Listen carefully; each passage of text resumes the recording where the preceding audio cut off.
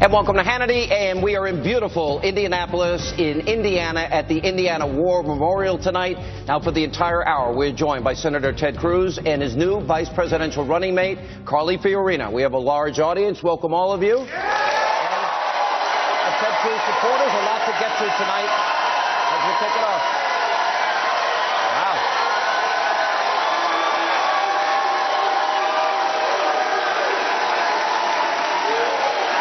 I wonder, are there any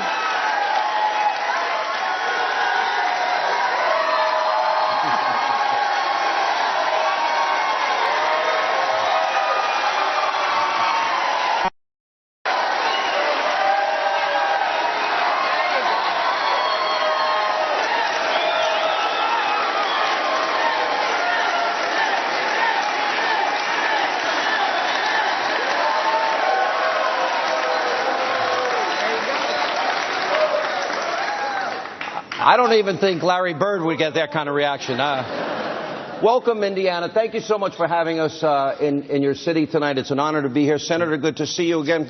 We appreciate you being back on the program. Sean, Carly Fiorina, welcome back to you. All right, we've got to ask the obvious question. Tell us about the process that brought you two together and make this announcement. Well, sure. You know, it really is perhaps the most solemn and serious decision that any presidential candidate makes is choosing a vice presidential nominee, because you're telling the American people this is a person who's prepared to lead the country. This is a person who you can trust to honor the promises we're making, to defend, to preserve, protect, and defend the Constitution.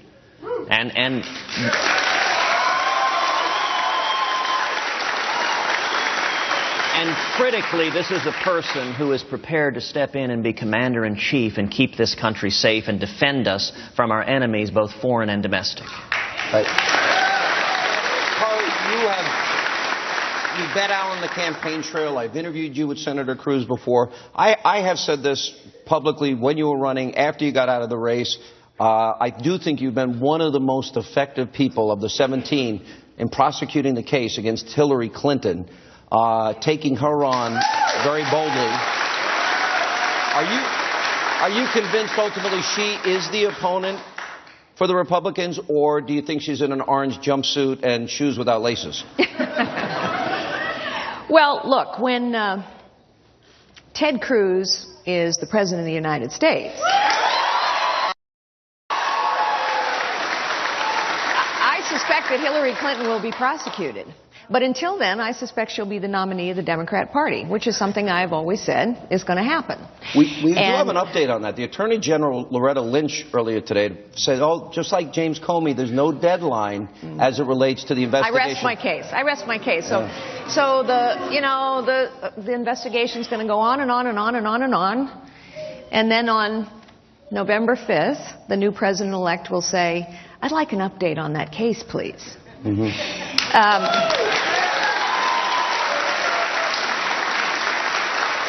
I just have to say that Hillary may have to pardon herself if she ever won. Well, she's not going to win. Don't worry. All right. Yeah, you know why she's not going to win? You know why she's not going to win? Because Ted is going to win, and the reason Ted is going to win is because think about the contrast. Think about the sharp contrast between Cruz and Fiorina and Clinton and Trump. Now, why do I put them together? Clinton and Trump. Because they're two sides of the same coin, Sean. They're two sides of the same coin.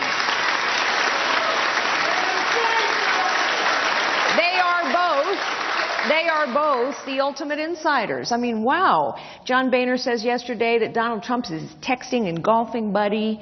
And Harry Reid thinks Donald Trump's okay, too. And Donald Trump's contributed 7 times to Hillary Clinton. I'm sorry. It is not a choice or a contrast when Donald Trump agrees with Hillary Clinton on so many positions. Yeah, he's okay with the Iranian nuclear deal. Yeah, he's okay with single-payer health care. Yeah, he was okay until he wasn't on partial birth abortion. You go on and on and on. How long have Republicans and conservatives said we can only win by presenting a clear contrast? So here it is.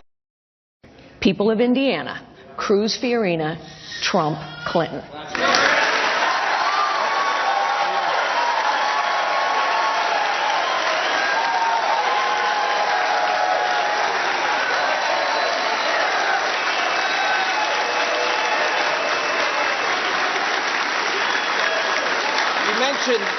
mentioned John Boehner, and I'm a commentator. I had some pretty strong words to say about him yesterday, and I'm pretty ticked off because as Speaker, he would not fight the Obama agenda. He did not use his constitutional authority, the power of the purse. While he was Speaker, he allowed Obama to accumulate $4.1 trillion in debt. They would not repeal those parts of Obamacare that they could. You stood for 22 hours, Senator. And then he calls you... And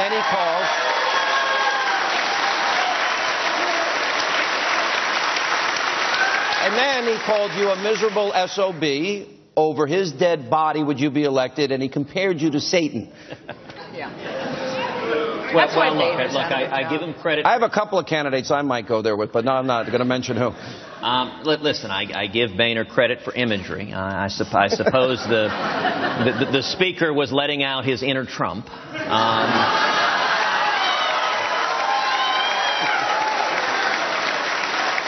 But, you know, those comments reveal everything you need to know about Washington. Listen, we don't have two parties in Washington. We have one corrupt, bipartisan mess in Washington. I agree with that. It's not just that Boehner allowed Obama to run up trillions in debt. Boehner funded it all. Boehner led the effort. And, you know, it was striking in Boehner's comments. He praised Hillary Clinton, and he praised Donald Trump. He said, Donald is my friend. We go texting, we go golfing. He's my buddy. And the one person he had vitriol and venom for was me. And I don't know John Boehner. Well, I don't think we've said 50 words to each other in our lives. You didn't represent him because that was a big issue in the press. Look, I was a junior lawyer. My boss was hired to be his lawyer. So I worked on the case. I worked on some appellate briefs. So you didn't know him? I don't know that I ever met him. We haven't said 50 words to each other in our lives. I was a baby lawyer a couple of years out of law school working on editing some briefs and helping write them. But I don't know the man. And here's the point. Look, I don't think we need lectures from a guy that gives us an extra $4.1 trillion in debt, right? But it's actually, Sean, it's very revealing. What Boehner is so angry with, not anything I've ever said to him, it's the fact that I stood up and said, I'm going to honor the promises I made to the men and women who elected me. I'm going to fight to stop Obamacare. I'm going to fight to stop the debt. I'm going to fight to stop amnesty. And what happened is House conservatives rose up with me and said, we're going to honor our commitments as well. It's why Boehner lost his job, is because House conservatives rose up and said, stop having a speaker who funds Obama. And the critical thing to understand is John Boehner and Hillary Clinton and Donald Trump are all part of the same corrupt system. It's why Donald Trump writes checks to Boehner and Hillary. And if you want to change the system, you know, one of the greatest frauds in modern electoral history is Donald Trump pretending to be an outsider when he has funded liberal Democrats, when he's funded John Boehner. He gave John Boehner $100,000 as super PAC just a few years ago, and he is enmeshed with the corruption. Trump is texting Boehner, you know what, I don't have Boehner's cell phone, and I'm perfectly okay with that.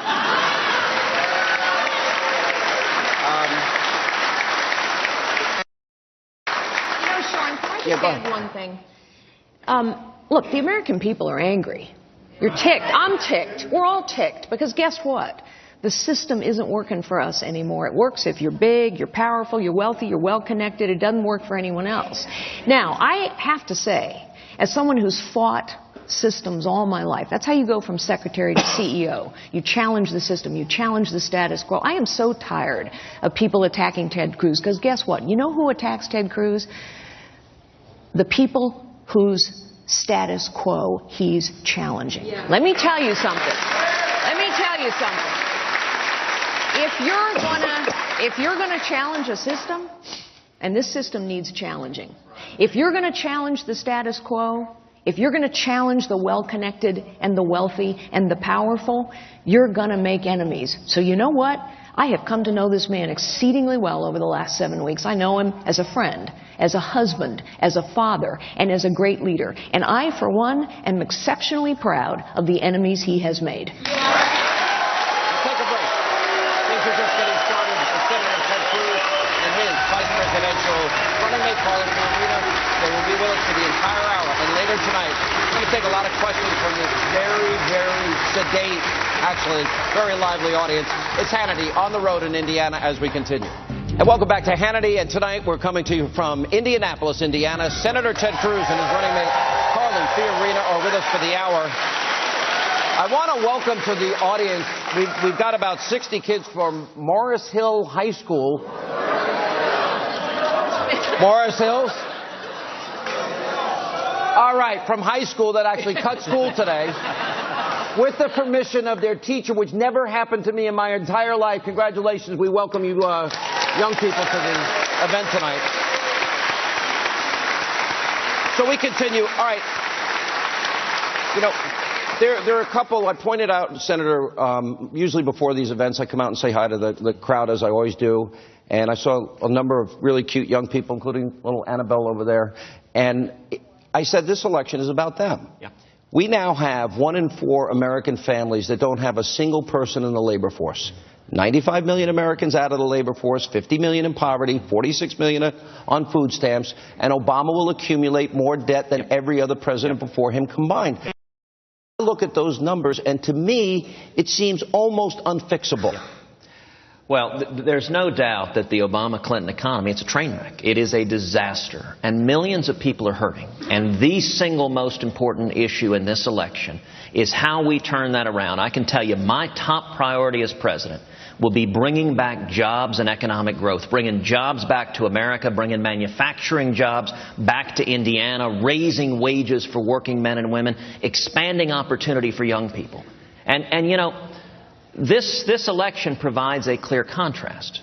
One of the reasons why I named Carly early right now is to provide a clear choice for the voters of Indiana, a clear choice between a campaign that is based on yelling and screaming and cursing and insults versus a positive, optimistic, forward-looking conservative campaign based on real policy solutions. It's one thing to yell about jobs. It's another thing to know how you bring them back. And, you know, it was one of the things Ronald Reagan understood, and actually before him, John F. Kennedy understood, that the key to jobs is you cut taxes, you lift regulations on small businesses, and you see millions of new jobs. We've seen that here in Indiana with Governor Mitch Daniels, with Governor Mike Pence, but we need to bring Indiana values to the country. You know, and obviously you're pleased with Governor Pence today, and a lot has happened today for you in your campaign. But the reality is conservative governors, and I can mention Scott Walker and John Kasich and Rick Perry and Bobby Jindal and Rick Scott of Florida, they have done a great job. They've taken high deficits, turned it into surpluses, high unemployment rates. They brought hundreds of thousands of jobs to their states. But Washington Republicans, Carly, have failed. They have not been able to duplicate that. Why is there this fear, this unnatural, it seems, unpredictable fear or almost pathological that they're going to get blamed for a government shutdown if they stand on principle? It's called lack of courage and leadership. That's what it's called. That's what it's called. Look, you know, one of the things that I did before I voted for Ted Cruz, and I voted for him before I ever had a conversation with him about endorsing. Yes, I was still on the ballot when I voted for Ted Cruz. That's a thrill. One of the things I did before I voted for him, before I endorsed him, before I, with great humility and pride, accepted his invitation to serve as his running mate, is I went through and read all his policies. And you know, it's not rocket science why jobs leave.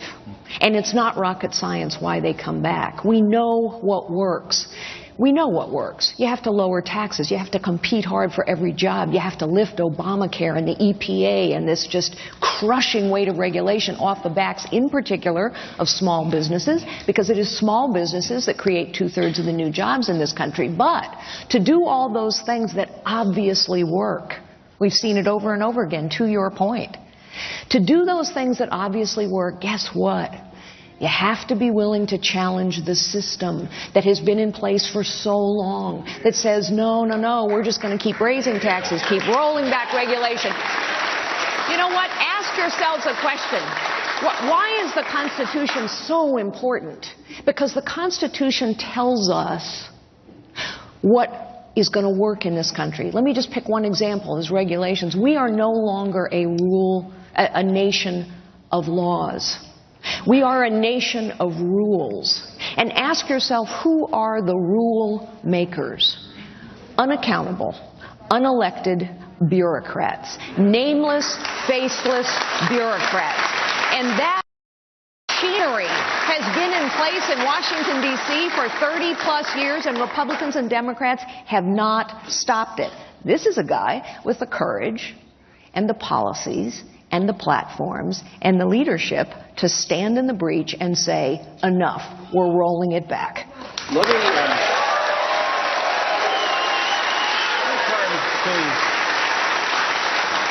me turn to the process questions. And I'd rather speak more on substance, but these are important questions. The task you have in front of you to win the nomination is daunting. I'm sure you both read the numbers.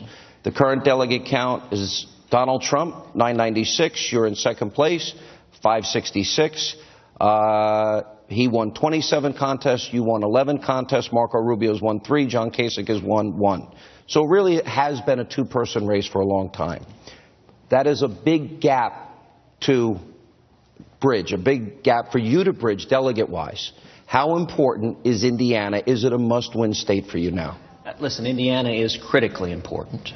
We have seen Donald has had a good week. He won his home state, and he won the adjoining states, and the media has treated that with hosannas of great astonishment. Now, of course, the preceding 3 weeks, we had won 5 states in a row. We had won starting with Utah, then North Dakota, then Wisconsin, then Colorado and Wyoming. You know, in those 5 states, 1.3 million people voted in those 5 states, and we won landslide after landslide after landslide. So, listen, it's fine that Donald did well in the Northeast, in the Acela corridor, where he did well there, but we're back in the heartland. And, you know, one of the real differences, both Donald Trump and Hillary Clinton view Indiana as flyover territory. This is not a place they would ever go. In their view, America is New York City and Washington, D.C., and it is the elites and the rich and the powerful. I think the values of Indiana are the values of America, and it gives me great comfort that this primary is going to be decided by the Midwestern common sense of the Hoosier state. And I don't think they're interested in some bully who yells and screams and doesn't have any real policy solutions. And let me do a follow-up. Yeah. For Donald Trump to get to 1237, for you now to get the nomination, you're going to need a second ballot in a contested convention. You both know that. You understand the rules. Sure. You're fighting hard. This is the process. Everybody knew the process going in. 243 is Donald Trump's number to get to 1237. So my question is, and I think a lot of people don't understand it. Do you all understand how this works? Yeah. All right, but there probably is some people here that don't. But for those that don't, explain what the rules are, how the process goes, so people that don't know understand. And let me note one thing, that the numbers that are being reported by some of the media outlets are... This is the AP, I'm sorry. Okay, and the AP's numbers are bogus. Yeah. Because what they've done is they've given all of the unbound delegates to Pennsylvania to Donald Trump. Those delegates are not his. That's just reporters who want to run up his total. If you actually look at the bound delegates, Donald has about 50 fewer than what you... They're unbound on your side, too. They're unbound, so the media doesn't get to assume that every unbound delegate is naturally... I'm not here to argue, but here's the simple reality. I believe nobody is going to get to 1237. Donald Trump is not going to get to 1237. Nobody is. Before Cleveland. So what's going to happen is simple. We're going to go into Cleveland. I'm going to have a ton of delegates. Donald Trump is going to have a ton of delegates. And then Cleveland, we're going to have a contested convention. And the battle is to see who can earn the support of the majority of the delegates elected by the people. And the reason that Donald is so desperately trying to get his media acolytes to say, this is over, this is over, this is over, is because Donald cannot earn the support of a majority. He wants to change the rules so you don't need a majority. Listen, if you can't get a support of the majority of delegates, you can't unite this party and you can't win in November. Let me follow up on that question. this is really important. And Can I use a really simple analogy? Let me just use a really simple analogy, because last night was the NFL draft pick, right? And the Indianapolis Colts did pretty well. And here, you know, in football, the 30-yard line ain't a touchdown. The 20-yard line ain't a touchdown. The 5-yard line ain't a touchdown. 1,237 delegates is what it takes to get a touchdown. And this guy's going to get it. You know, I was thinking about this coming in, because I remember early on in the process, you, for example, and Donald Trump, you guys got along. If you go to social media today, it is Cruz people hate Trump people hate Cruz people. And well, there you go. I'm saying you got to read social media. I'm reading it every day. But here's my point. Carly Fiorina was kind of tough on Ted Cruz, and you guys are here united today. So the bigger, broader question is, there's going to be one nominee. It's either going to be you or it's going to be Donald Trump. Yeah. I believe if the party is divided, it cannot win and defeat Hillary Clinton. Do you think, for example, you were pretty tough on him. You were pretty tough on everybody, Carly. Do you think at the end of the day, in spite of differences and a hard-run campaign on all sides, that the Republican Party unites on this mission, never Hillary, and how does that happen? It'll happen if he's our nominee. It'll happen if he's our nominee. And that's an important distinction. Listen, Sean, you are absolutely right. We have got to unify the party. If we don't unify the party, we lose. And, you know, you mentioned animosity. Listen, I love the Trump supporters. Many of the Trump supporters that supported me at some point, they are wonderful people who are scared for the direction of this country, who are upset at the corruption of Washington, who are upset at illegal immigration and the lies coming from Washington of people saying that they're going to stop it, and they're upset at seeing jobs going overseas over and over and over again. They're fed up, and I love the Trump supporters. I am working hard to earn the support of every one of them. And I also think the Trump supporters, they're being lied to right now. Donald Trump is playing a confidence game. It's like three-card monte. He is pretending. Listen, this is John Boehner's golfing and texting buddy. This is someone who contributed 7 times to Hillary Clinton, including twice to her presidential campaign. Now, can you imagine, Sean, ever being so fevered that you wake up one morning and say, I need to write a check to Hillary Clinton's presidential campaign? Donald Trump has done that twice. And listen, one of the keys of uniting the party, listen, Donald is relentlessly personal and nasty and negative, and all he knows how to do is curse and insult. I don't respond in kind. You haven't heard me insulting him personally. I'll talk about policy differences. He thinks Planned Parenthood is wonderful. He agrees with Hillary Clinton on that. I intend to instruct the Department of Justice to open an investigation into Planned Parenthood. Now that's a policy difference, but it's not. I have one more question on unity when we get back, and then we're going to turn it over to the audience. We have more with 2016 presidential candidate, Texas Senator Ted Cruz, his running mate, Carly Fiorina. Members of the audience, they're coming up as well. Hannity on the road continues.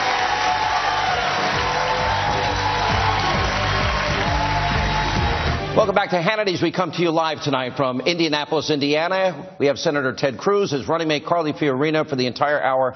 We were talking about unity at the end of the last segment. Maybe I have a crazy idea. I've been talking about it on radio now for the last 2 weeks. And that is, I look at, from the original 17 people that were running for office, and I look at the unity you now have made with Carly Fiorina. I like it. I think it's really healthy. And then I think, okay, John Kasich and Marco Rubio and Governor Rick Perry, Bobby Jindal. We have people outside of government like Rudy Giuliani or Newt Gingrich, Nikki Haley. Yeah. We have some real rock stars, people that have had great records. One of the things I would hope is that America might be able to see what a potential Republican administration might look like to help solve the problems we have, because our bench is so much deeper. As a conservative and who will vote Republican, I want to use those stars because I think our problems need the best and brightest. Do you think that's a possibility?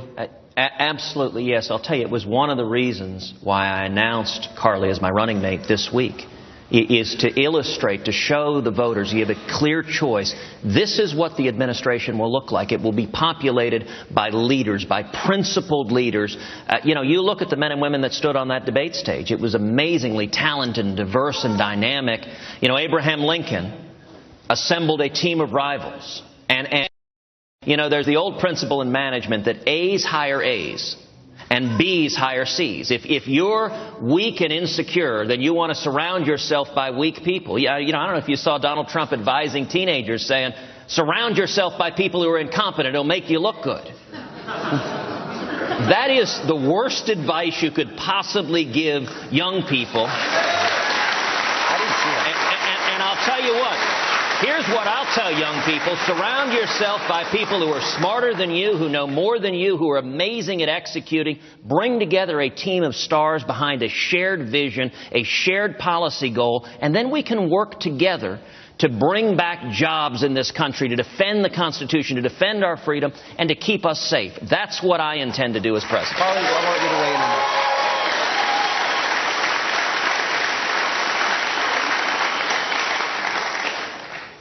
It matters who our nominee is. It matters. You don't get to just slap an R on your jersey and say, I'm a Republican. How long have we as conservatives and Republicans said, we actually need a real conservative? We need someone who will offer a real contrast. So, what you heard was Leadership 101. But let me say something. Well, you were a CEO, one of the biggest companies. That's right, and that's how a leader leads. But this is not just a fight for the future of our nation, and it is. It is also a fight for the soul of our party. Do we believe in values, in principles, in policies, or do we not? This is a fight worth having, and I am proud to stand next to this man, the man I believe must be our nominee, a great leader, and fight for the soul of our party and the future of our nation. Isn't it also, when you factor in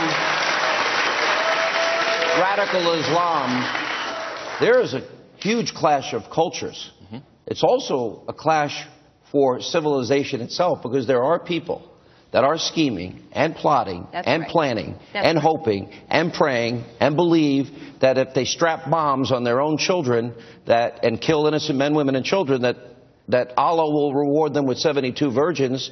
That is also a major threat that I would hope everybody would unite behind. Absolutely. And right? By the way, that is part of the fight for the future of our nation. Jobs are at stake. Our liberties are at stake. And I don't want to be worried about who someone's going to nominate to the Supreme Court.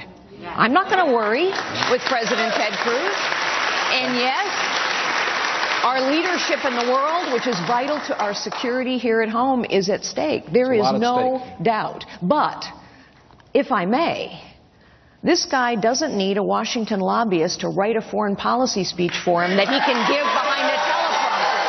This guy knows what he believes, and he knows what his policies are, and he knows what it takes to keep us safe. All right, we have some good news. The question and answer period by me is now over, and we're going to turn it over to this great audience. We are in Indianapolis with Senator Ted Cruz, his vice presidential running mate Carly Fiorina, Hannity on the road, live from Indiana. The audience questions, they're coming up straight ahead as we continue.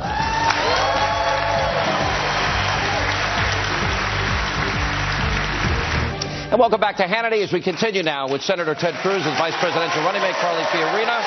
We're going to turn it over to the great people in Indianapolis. And, ma'am, thank you for being with us. What's your name? Good evening. My name is Sharon Enright, and I'm from the beautiful little town of Centerville, Indiana, on the eastern side of the state. Thank you. About 3 weeks ago, my husband asked me, who do you want to see as Ted's running mate? I quickly responded, Carly. So you're our dream team, and congratulations on such a strong team that you're going to make. Thank you.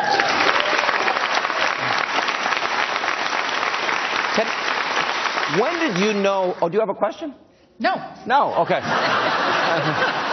I thought when did you know? When did it? Because it was a little unconventional. I didn't think the John Kasich thing worked out too well, but but this was unconventional, but it had a very positive response. When did you decide? Well, listen, it was a long and systematic process, and any serious candidate for president, I mean, we're less than 100 days from the convention. You have to be vetting someone who's prepared to step in and do the job. We started with an initial list of over 40 people we were looking at, and then we culled that down to 17. We began vetting those 17 based on the public records. We cut that down to a list of 5, and I'll tell you, the final choice I found was very, very easy.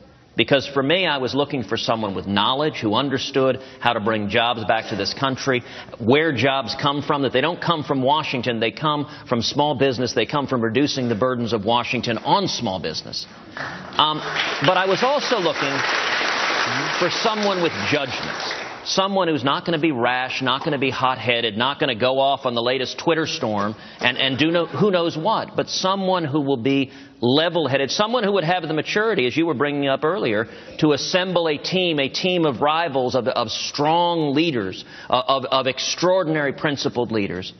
And finally, someone with character. And I think character is the most important aspect. You need someone who tells the truth, who is honest, and there are a great many things I respect about Carly. One is her journey from a secretary to being CEO of the largest technology company in the world, to being the first female CEO of a Fortune 20 company. And that is an amazing story. It really is. And it's not easy for women fighting in the professional world. Listen, my mom was a pioneering computer programmer in the 1950s. My wife, Heidi, spent 2 decades in the business world, and I have seen the garbage women put up with in the workplace. And one of the things I admire about Carly is she stands up to bullies. Bullies want you to fold over and run away. And Carly is not afraid of bullies. She's not afraid of Donald Trump. She's not afraid of Hillary Clinton. And she's not afraid of Vladimir Putin or the Ayatollah Khamenei. We need strong leaders who aren't afraid of bullies. Let's go back to another audience. Hi. How are you? What's your name, sir? Senator Cruz, my name is Nick Phillips. I'm a junior in high school. Now, the Sanders group, they've released a statement saying that they would give free college and stuff. Now, as a high school student, I have to figure out how to pay for it and everything. Yeah. So what are your thoughts on his statement, and how do you plan to combat it? Well, Nick, thank you for being here, and thank you for...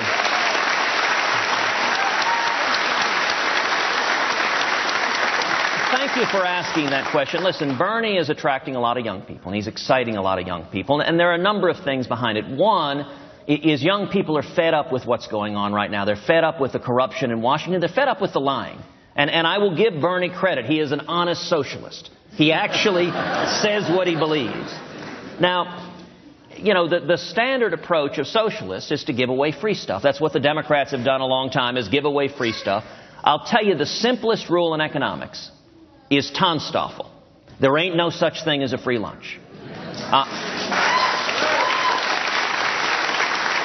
If you look at young people right now, you know, if you sat down, tried to design an agenda to hammer the living daylights out of young people, it would be hard to come up with a better agenda than the Obama-Clinton economy. Young people right now are coming out of school buried in student loans. I know what that's like. My parents went bankrupt. You're a junior in high school. When I was a junior and senior in high school, my parents went bankrupt. So when I went to college, I had 2 jobs to help pay my way through. I came out of school with about $100,000 in school loans. You know, I had a mortgage, but I didn't have a house. I get exactly what that's like, and young people are uneasy. But right now, they're coming out of school. They can't find jobs. The problem with Bernie, you give everyone free college. Okay, fine. How do you pay for that? You pay for that by jacking up taxes on small businesses across the country, which will mean you'll be young, you'll get free college, and you'll have even fewer job opportunities than you have now. And the answer that I want to see for young people is we're going to reduce the regulations. We're going to repeal Obamacare. We're going to pass a flat tax. We're going to reduce the burdens on small businesses. So that, Nick, when you come out of college, you're going to experience something that has been the case for most of the history of America except the last 7 years. You're going to come out of school and you're going to have 2 or 3 or even 4 or 5 job offers. You're going to call your parents and say, Mom, you can't believe it. I can do this, or I can do this, or I can do this. What direction do I want to go? That's the best answer for young people, is lift the burdens on small businesses so the economy explodes, so you have a bright future. That's what this election's all about.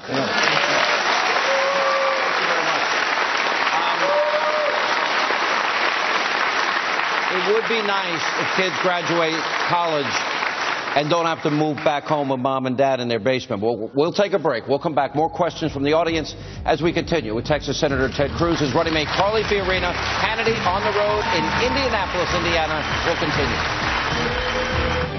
And welcome back to Hannity as we continue for the entire hour. We're in Indianapolis, Indiana with Senator Ted Cruz and Carly Fiorina. And we have a wonderful... Hi. Hello. How are you? Just fine. Thank you for joining us. What's your name? My name's Cindy Awad. And your question? I'm from Brownsburg, Indiana. And I'm originally from Texas, so my heart's with you in Texas. I've already voted for you in the early primary voting. It's a pleasure to speak with you, and my question is, what will you do on your first day in office as president? Well, Cindy, thank you very much for that question. I've pledged to do 5 things on the first day in office. The first thing I intend to do in office is to rescind every single illegal and unconstitutional executive action that Barack Obama has taken.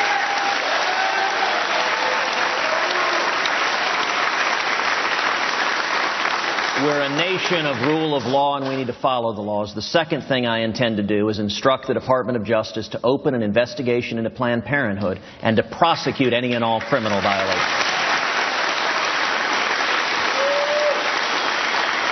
The third thing I intend to do on the first day in office is instruct every federal agency in the federal government that the persecution of religious liberty ends that day.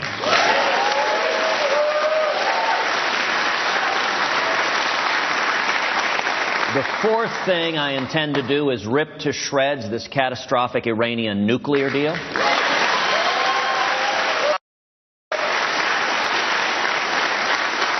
And the fifth thing I intend to do is begin the process of moving the American embassy in Israel to Jerusalem, the once and eternal capital of Israel.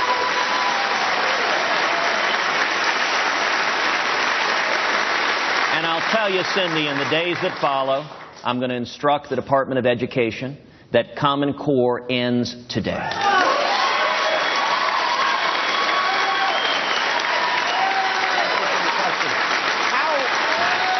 We have about 30 seconds left in this segment. Vice presidents take on different roles in administrations. If you become the president, how big a role will Carly have? Carly will have an integral role, and I'll tell you, that was a big part of our conversation. You know, when I talked to Carly, one of the things she said, I'm not good at going to funerals, I'm not good at cutting ribbons. And I said, who in their right mind would want a vice president who is anything other than an active and engaged partner helping lead the effort to turn the country around? And I am looking forward to working hand in hand with Carly to make that happen.